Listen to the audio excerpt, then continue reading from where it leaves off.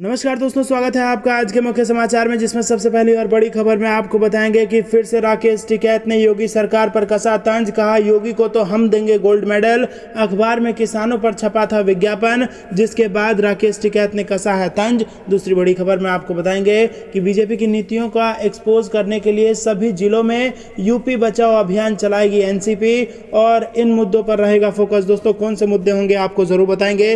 तीसरी बड़ी खबर में जिक्र होगा कि मुस्लिम विरोधी नारे लगाने वालों में बीजेपी प्रवक्ता अश्विनी उपाध्याय भी शामिल, हो सकती है गिरफ्तारी, पुलिस सूत्रों से आ रही है खबर। चौथी बड़ी खबर में आपको बताएंगे कि बीजेपी को रोकने के लिए तीसरे मोर्चे के गठन की कोशिश फिर से तेज, कपिल सिब्बल के घर पर जुट गया विपक्ष। और पांचवी बड़ी खबर में जिक्र होगा दोस्तों कि आम आदमी पार्टी सांसद संजय सिंह का आरोप, उत्तर प्रदेश की सरकार के जल जीवन मिशन में हुआ है बड़ा भ्रष्टाचार, और लोकायुक्त जाएंगे सांसद संजय सिंह। जी हां दोस्तों, मामला दर्ज करवाने की धमकी दे दी है। क्या पूरी खबर आपको जरूर बताएंगे, लेकिन अंत तक इस खबर में बने रहिएगा।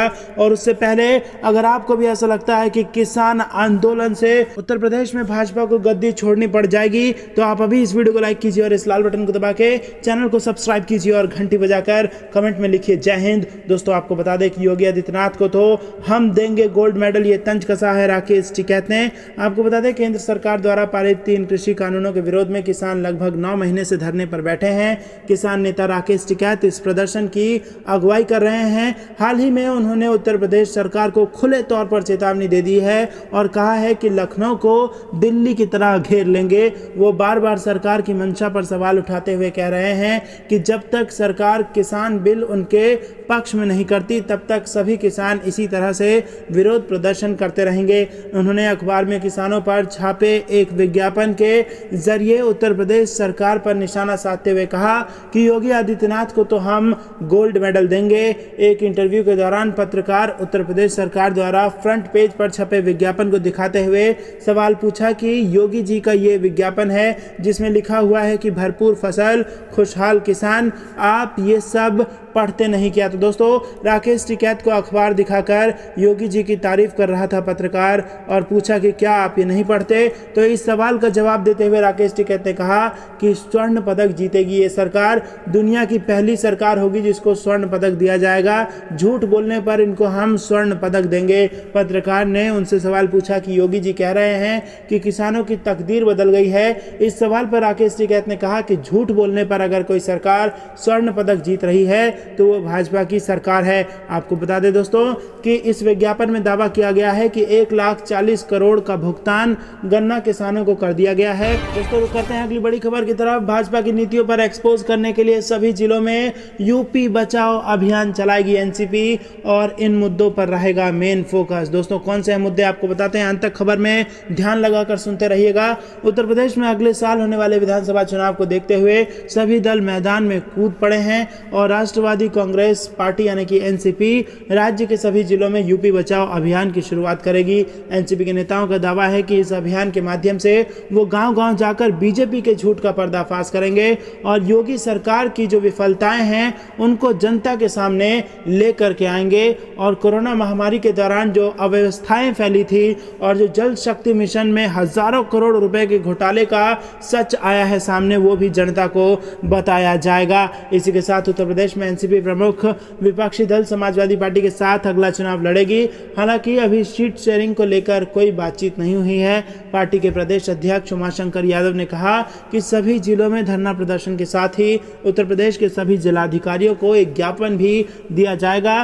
बीजेपी की विफलताओं को जनता के सामने लाने के लिए इन कार्यक्रम का आयोजन किया जाएगा। तो दोस्तों, बीजेपी की जो विफलताएं हैं, जो फेल हो गई है भाजपा की सरकार, उसको जनता में बीच बीच में गांव में जा जाकर बताया जाएगा और जनता के बीच इसको लाया जाएगा। और इसी के साथ यूपी बचाओ अभियान चलाएगी एनसीपी। रुक करते हैं अगली बड़ी खबर की तरफ, जिसमें आपको बता दें कि मुस्लिम विरोधी नारे लगाने वालों में बीजेपी प्रवक्ता अश्विनी उपाध्याय भी शामिल, हो सकती है गिरफ्तारी। जी हां दोस्तों, दिल्ली में मुस्लिम विरोधी नारे लगाने वालों में बीजेपी प्रवक्ता अश्विनी उपाध्याय भी शामिल थे। पुलिस सूत्रों के अनुसार उनका गिरफ्तारी होना तय है और दिल्ली पुलिस अश्विनी उपाध्याय और अन्य चिन्हित लोगों की गिरफ्तारी के लिए रेड कर रही है। किसी भी वक्त सभी को गिरफ्तार किया जा सकता है। दिल्ली पुलिस भड़काऊ भाषण देने के मामले में एक्शन में है।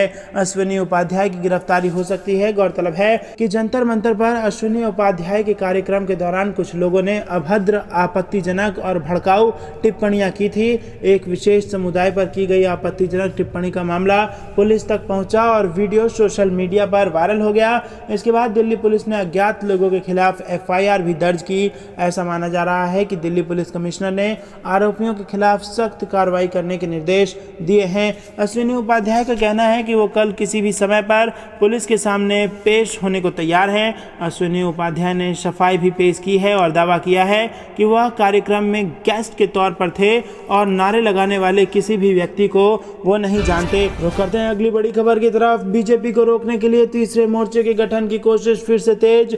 कपिल सिब्बल के घर पर जुटा है विपक्ष। जी हां दोस्तों, फिर से एकजुट हो रहा है विपक्ष और उत्तर प्रदेश में भारतीय जनता पार्टी को पहला झटका दिया जाना है। दोस्तों, आपको क्या कुछ लगता है कमेंट करके जरूर बताइए कि क्या ये सारे नेता एक साथ मिलकर भाजपा को रोकने में कामयाब हो पाएंगे, हाँ या ना में अपनी राय बताइए। दोस्तों, 5 राज्यों के विधानसभा चुनाव से पहले तीसरे मोर्चे के गठन के लिए कोशिश तेज हो गई है। इंडियन नेशनल लोकदल के अध्यक्ष ओम प्रकाश चौटाला ने पूर्व प्रधानमंत्री एचडी देवेगौड़ा और समाजवादी पार्टी के वरिष्ठ नेता मुलायम सिंह यादव से मुलाकात की है और इन मुलाकात को तीसरे मोर्चे की गठन की कोशिश के तौर पर देखा जा रहा है। ओम प्रकाश चौटाला तीसरे मोर्चे के गठन की पैरवी कर चुके हैं। बिहार के मुख्यमंत्री नीतीश कुमार ने इस महीने की शुरुआत में गुड़गांव जाकर चौटाला से मुलाकात की थी। इसके बाद समाजवादी पार्टी के नेताओं की मुलाकात का सिलसिला तेज हो गया है। आरजेडी सुप्रीमो लालू प्रसाद यादव भी मुलायम सिंह यादव और शरद पवार से मिले हैं। चौटाला ने सोमवार को पूर्व प्रधानमंत्री एचडी देवेगौड़ा और मुलायम सिंह यादव से मुलाकात की है। दोस्तों, रुक करते हैं अगली बड़ी खबर की तरफ। आप सांसद संजय सिंह का बड़ा आरोप, उत्तर प्रदेश सरकार की जल जीवन मिशन में हुआ है बड़ा भ्रष्टाचार। बोले लोकायुक्त के पास जाऊंगा और मामला दर्ज करवाऊंगा। आपको बता दें, आम आदमी पार्टी के वरिष्ठ नेता और राज्यसभा सांसद संजय सिंह ने उत्तर प्रदेश सरकार पर जल जीवन मिशन के तहत पाइप आपूर्ति में भ्रष्टाचार का आरोप मढ़ा है। संजय सिंह ने इस मामले की जांच सीबीआई और हाईकोर्ट की निगरानी में एसआईटी से कराने की मांग की है। साथ ही चेतावनी दे दी है कि अगर जांच नहीं हुई तो वहां लोकायुक्त से इसकी शिकायत की जाएगी। और संजय सिंह ने सोमवार को मीडिया से बात करते हुए कहा कि यूपी के मुख्यमंत्री योगी आदित्यनाथ के सहयोगी मंत्री डॉक्टर महेंद्र सिंह द्वारा किए गए घोटाले की एफआईआर दर्ज कराई जाएगी। भ्रष्टाचार करने वालों को छोड़ा नहीं जाएगा। केंद्र सरकार की महत्वाकांक्षी योजना में भ्रष्टाचार को लेकर केंद्रीय जल शक्ति मंत्री को एक ज्ञापन दिया जाएगा। संसद सत्र के शून्यकाल में इस विषय को जोर शोर से उठाएंगे। संजय सिंह ने कहा है कि उत्तर प्रदेश सरकार के मंत्री डॉक्टर महेंद्र सिंह रश्मि मेटालिक कंपनी की पैरवी कर रहे हैं। मंत्री बताए कि कितनी रिश्वत इस मामले में मिली है और यूपी में पाइप आपूर्ति के लिए 4 कंपनियां जिंदल शॉ लिमिटेड, टाटा मेटलिक्स और इलेक्ट्रो स्टील लिमिटेड के समेत electro steel casting limited empanelled है। बावजूद इसके रश्मि मेटालिक को ठेका क्यों दिलवाया गया? तो दोस्तों, जो कंपनी एम्पैनल्ड हैं उनके बावजूद किसी और कंपनी को ठेका क्यों दे दिया गया? और ये बड़ा भ्रष्टाचार का आरोप लग गया है और इसके लिए अब लोकायुक्त के पास जाएंगे संजय सिंह। रुक करते हैं अगली बड़ी खबर की तरफ, लेकिन उससे पहले आपको क्या कुछ लगता है कि वाकई में उत्तर प्रदेश में घोटाला है, हाँ या ना में अपनी राय जरूर बताइए। दोस्तों, आपकी राय बेहद महत्वपूर्ण है। आपको बता दें अगली बड़ी खबर में कि सुप्रीम कोर्ट का बड़ा फैसला आया है। हाई कोर्ट की इजाजत के बिना सांसदों और विधायकों के खिलाफ आपराधिक मामले वापस नहीं होंगे। जी हाँ दोस्तों, आपको पता होगा जो सरकार सत्ता में आती है वो पार्टी अपने सत्ता में आने के बाद अपने जो भी विधायक और सांसद होते हैं उनके खिलाफ जो भी आपराधिक मामले होते हैं उनको हटाने की कोशिश करती है और ये सभी राज्यों में देखने को मिलता है। लेकिन अब इसको लेकर सुप्रीम कोर्ट का बड़ा फैसला सामने आ गया है। हाई कोर्ट की इजाजत के बिना अब ऐसा नहीं हो पाएगा। अब मुख्यमंत्री के आदेश से तो ऐसा कतई नहीं हो पाएगा और अब इसके लिए हाई कोर्ट की यानी कि जुडिशियरी की आदेश लेना जरूरी हो जाएगा। सुप्रीम कोर्ट ने बड़ा फैसला सुनाते हुए कहा है कि हाई कोर्ट की इजाजत के बिना सांसदों और विधायकों के खिलाफ जितने भी मामले हैं वो वापस नहीं लिए जाएंगे। कोर्ट ने कहा कि राज्य सरकारें संबंधित हाई कोर्ट की इजाजत के बिना केस वापस नहीं ले सकती। हाई कोर्ट हाल ही में केरल के मामले में सुप्रीम कोर्ट के फैसले के आधार पर भी फैसला देंगे। कोर्ट ने यह भी कहा है कि सभी हाई कोर्ट के रजिस्ट्रार जनरल अपने चीफ जस्टिस को सांसद और विधायकों के खिलाफ लंबित निपटारे की जानकारी दें और इसी के साथ सीबीआई कोर्ट और अन्य कोर्ट सांसदों और विधायकों के खिलाफ लंबित मामले की सुनवाई जारी रखें। तो दोस्तों, अब बच के भाग पाना मुश्किल हो जाएगा। भले ही हाथ में सत्ता लग गई हो, लेकिन अपने खिलाफ जो मामले हैं उनको हटा पाना अब आसान नहीं होगा। रुक करते हैं अगली बड़ी खबर की तरफ।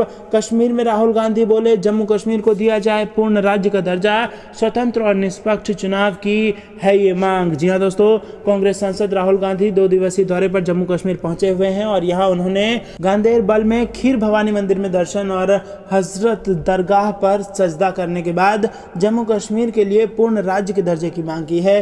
उन्होंने कहा है कि हम जम्मू कश्मीर के लिए पूर्ण राज्य की बहाली और यहाँ स्वतंत्र और निष्पक्ष चुनाव की मांग करते हैं। कांग्रेस नेता राहुल गांधी ने श्रीनगर में पार्टी कार्यकर्ताओं को संबोधित करते हुए ये बात कही है। आपको बता दें कि इससे पहले वो गांदेरबल जिले में खीर भवानी मंदिर और हजरत बल दरगाह गए। अधिकारियों ने ये जानकारी दी।